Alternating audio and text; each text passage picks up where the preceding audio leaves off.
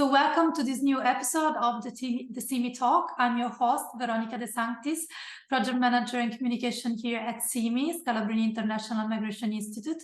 And today is with us Dr. Mary Brown, Archivist of the Center for Migration Studies in New York. Welcome. Thank you for joining us. Hello, greetings from New York. So before we are going to talk about the Scalabrinian Father Mission in Canada and United States, a little bit of introduction to Dr. Brown. Dr. Brown received her doctorate in 1987 from Columbia University in the city of New York, partly on the strength of her dissertation on Italian Catholics in the Archdiocese of New York from 1880 to 1930, which is focused on how parishes persisted and adapted across generations. She has continued to research and write in that field, and she teaches as an adjunct professor at Marymount Manhattan College and works in the archives of the Center of Migration Studies, which is the mission of the Scalabrini Fathers of St. Charles Province, serving migrants from Canada to Venezuela. So our first question for you, Dr. Brown, it's about how has the presence of Scalabrinians in the United States and Canada changed from the first mission to today? How have the Scalabrini mission changed from the first missions in 1887 to today? When Saint Scalabrini sent out his first missionaries, he thought he was sending them out to preserve the faith almost exactly as it was in Italy. He thought that the United States was either very empty, that there was nothing there, or that what was there was not something that the immigrants would adapt to, because it was either Protestant or secular. And so the Catholic faith wouldn't fit in there very well. And so what you would do would be to pick up the faith in Italy and put it down in the United States. And that's what he thought his missionaries would be doing.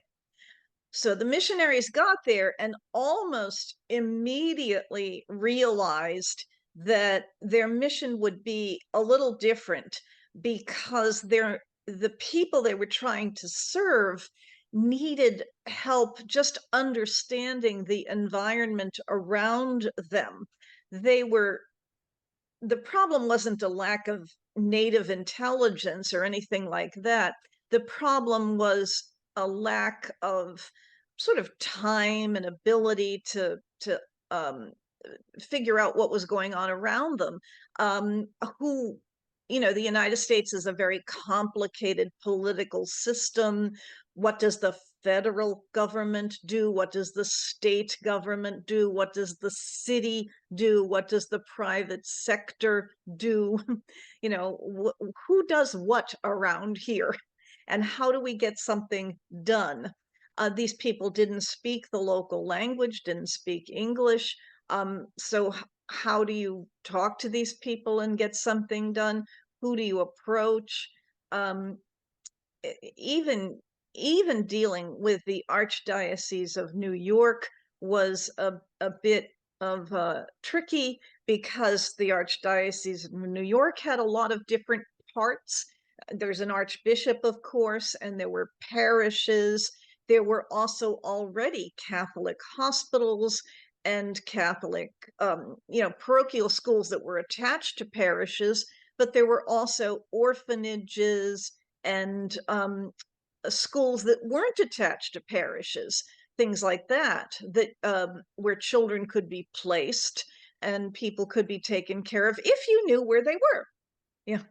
So one of the things that a priest would learn how to do was learn all about this new society, so that the priest could sort of hook the parishioners up with all the different services that were out there, if you only knew where they were and how to get in touch with them. And for the very early clergy, that was very difficult, because they were busy establishing parishes themselves and busy kind of getting a sort of a community together themselves. But over time, you'll see the clergy, the Scalabrini clergy, busy learning the local language and learning just how the society around them functioned so that they would know who to call on, when their parishioners needed assistance and how to direct them. So, and how this has changed until today? Okay, so it changes until today. It is There's still the same. It is still the same way to run the mission, or something has changed during the 20th century. Okay, yeah, that's a good question, because there's kind of two things that change. One of the changes is within the Scalabrini community, as the Scalabrinians realize, no, we're not really sending people out to preserve exactly what we had in the old country. We're sending people out to function in a new place and to make the best of the new place that they're going to. So we have to train our clergy for this new place. We have to train them in languages and things like that. So that's, so the training of the clergy changes over time. And then, of course, the world around immigration changes, and the fathers have to kind of catch up and learn about the world of migration. What kinds of laws govern migration, what kinds of social factors. I mean, originally they didn't really study anything about the migration itself. They really stuck very much to you know what they did at church. They just stuck very much to the church community and to things like that, and sort of learning how these people function in the world becomes something that happens over time, so that the young men who are trained today, learn an awful lot about the world in which they function, as well as about the church and about the evangelization that they are doing. What was, and probably still is, an important part of the mission is the education of Italian immigrants. So what has been the experiences of St. Charles missionaries regarding the Catholic education of Italian immigrants, and how, of course, this has changed over the years? Yeah, how did the education change over the years? That's a really interesting question. And again, it changes in a couple of ways, and for a couple of different reasons. And there's several different sort of turning points, if you will. In the very early years, it was really hard to get a full school going, just because you needed, it costs money. You have to bring in the sisters, you have to make sure that they're properly taken care of, they have a convent, they have everything that they need, to function. You have a building, it has full of, desks and things that the students need, and books and so forth. You have to, have everything in place financially. So, and that was hard, because the fathers were starting with very few financial resources. So starting the schools was very, very difficult, just financially, and it was very, very slow. The other problem was sort of ideological. Again, the fathers, Saint Scalabrini thought, again, that we're kind of starting with preservation. When he came to the United States, he came to the United States in 1901, and his thought was that we're going to bring sisters from Italy, and they'll operate these schools, with sisters who came from Italy. And the he was going to his first idea was that we'll do this.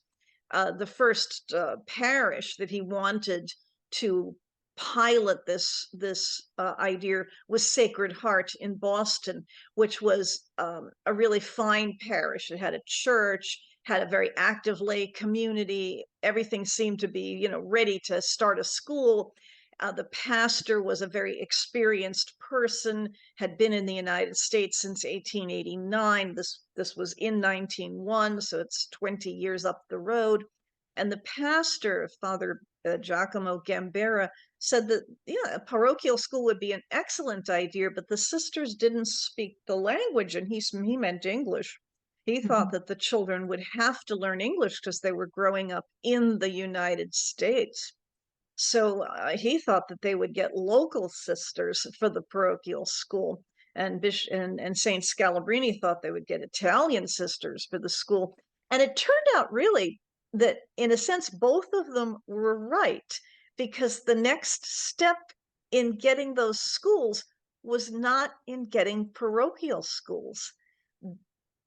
The In the 19 teens, in the 1900s and 19 teens, a lot of the parishes started with nurseries, not with full-fledged schools. And some of it was simply practical. The parents needed a place for the very small children because the parents were working, and they needed someone to take care of the children during the day while they were working. And the children were often enrolled in school already, but it was the very young children who needed attention. So they started with nursery schools, and their Italian worked out just fine because they were dealing with very, very young children. They weren't teaching them to read, they weren't teaching them anything that required a lot of English yet. So Italian speaking children, sisters were just perfect. When they started dealing with older children and started dealing with teaching reading and writing and subjects that, you know, the children would be needing to then uh, start thinking about a job in the United States or higher education in the United States, or something like that. Then they had to start thinking about English speaking sisters, and they'd often draw either from a community of sisters already planted in the United States, or from like the Apostles of the Sacred Heart, an order that Saint Scalabrini had been working with in Italy, and an order that he actually sent to the United States, but then planted itself. They put a mother house in Connecticut. The sisters got some American teacher training, learned English, started working in parochial schools, became, bilingual teachers and so forth, and started working and really, operated parochial schools where they taught much of the curriculum was in English, but the sisters spoke Italian, and could help with the parents and help with the home situation as necessary. So that worked out that way.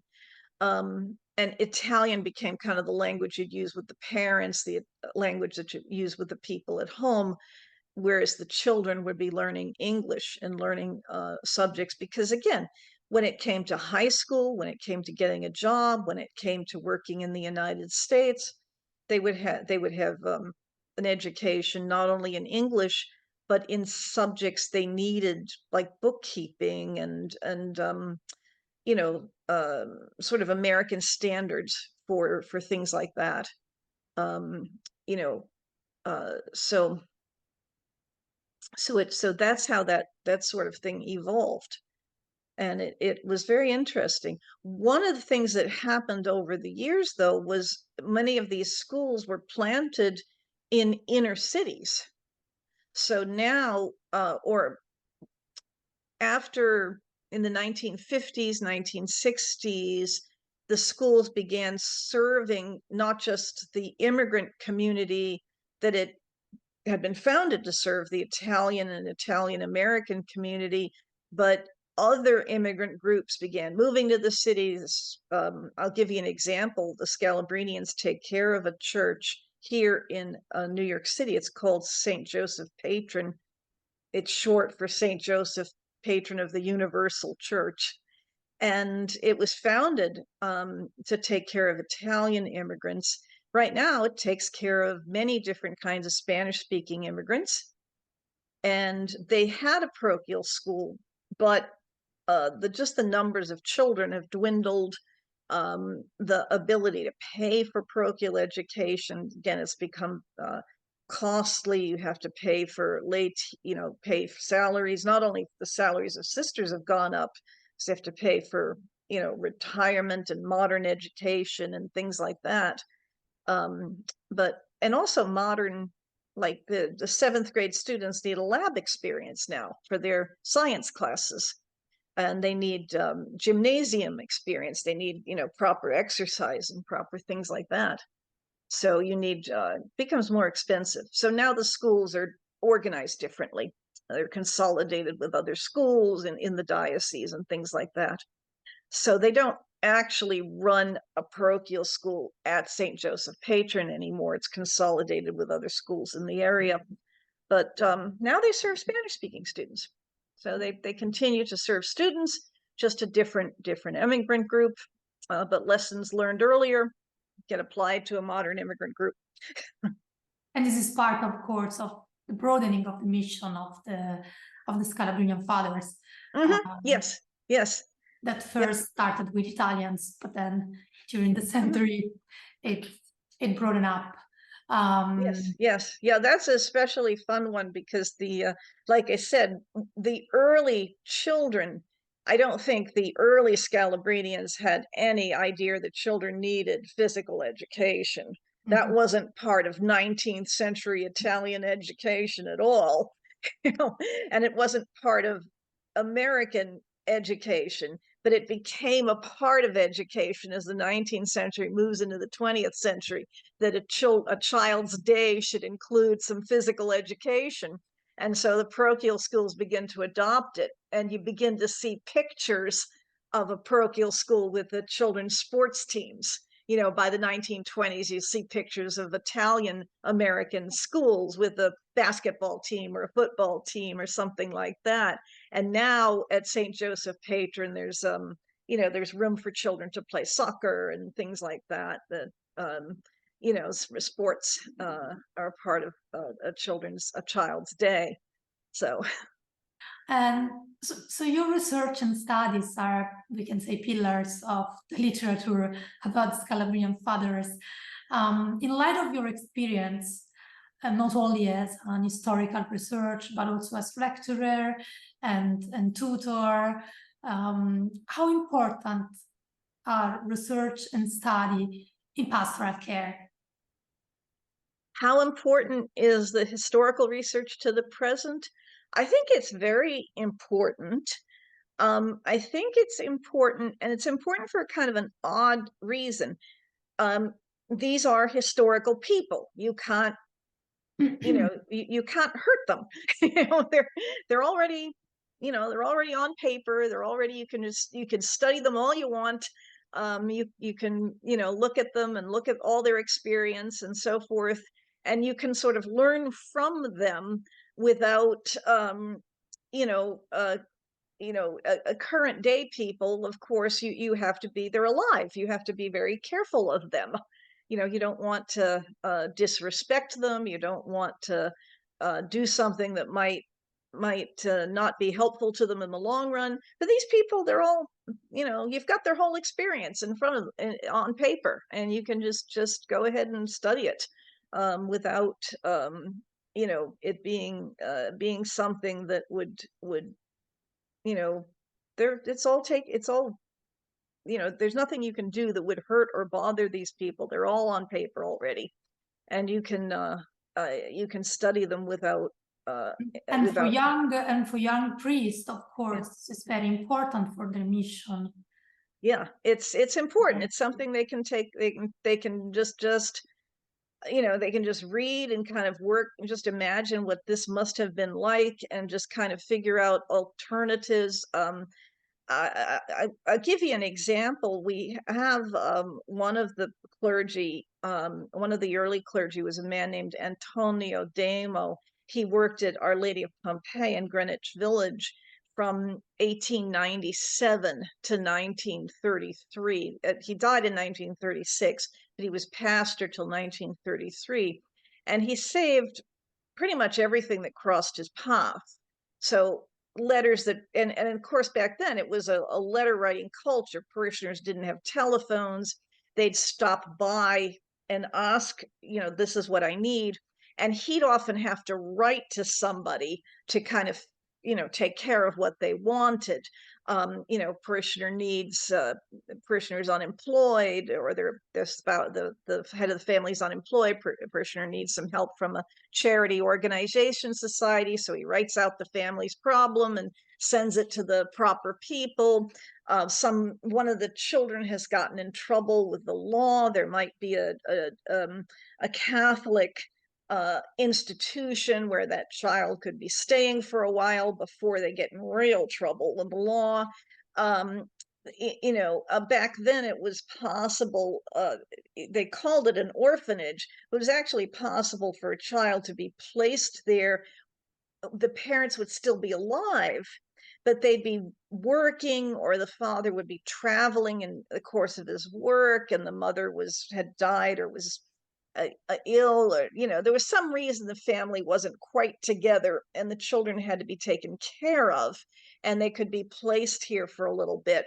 And so he would write to the orphanage and say, can you take this child for a period of some months? And they'd write back yes and or no. And so he compiled quite a record. And you can see this and you can say, okay, what would I do under these circumstances? What would I do if a child needed care because the family's stressed? What would I do? What kind of things do we have in our society to take care of a child when a family is stressed? What resources do we have in our society when a child starts to get in trouble with the law? What resources do we have in our society when you've got a promising child, someone who could go on to do great things, but they need the education and the financial resources aren't there. Where do we go? And how does the priest figure out how to help that family? And those kinds of things happened back then. You can see that unfolding, and you can start thinking, what do I do? So and also you can see that in a sense the past shapes the present, because certain things were put in a parish back then, we still have them now. You know, parishes in the past tended to organize things for men and for women. It took a long time to go co-ed. Parishes tended to organize things for young people and adults. There was always a very sharp line between the young person and the adult. So one of the things even today, moving a person into the adult world, and moving them into the responsibilities, from child to adult, at least in the United States, is, still is an issue. And how do you do that? And I think the same thing in Canada. What's the drinking age? How do we move the child into the responsibilities of adulthood? What's the working age? How do we move the child into the responsibilities? Of course, So these are all very important points to reflect for us, for young priests, for our audience, because what happened in the past can, of course, represent today at the light with the different sensitivity we have, not only the different historical context we find ourselves. So thank you very much for sharing these experiences, for sharing your knowledge with us and helping us to reflect on these very important topics and issues. Thank you very much for being with us. thank you.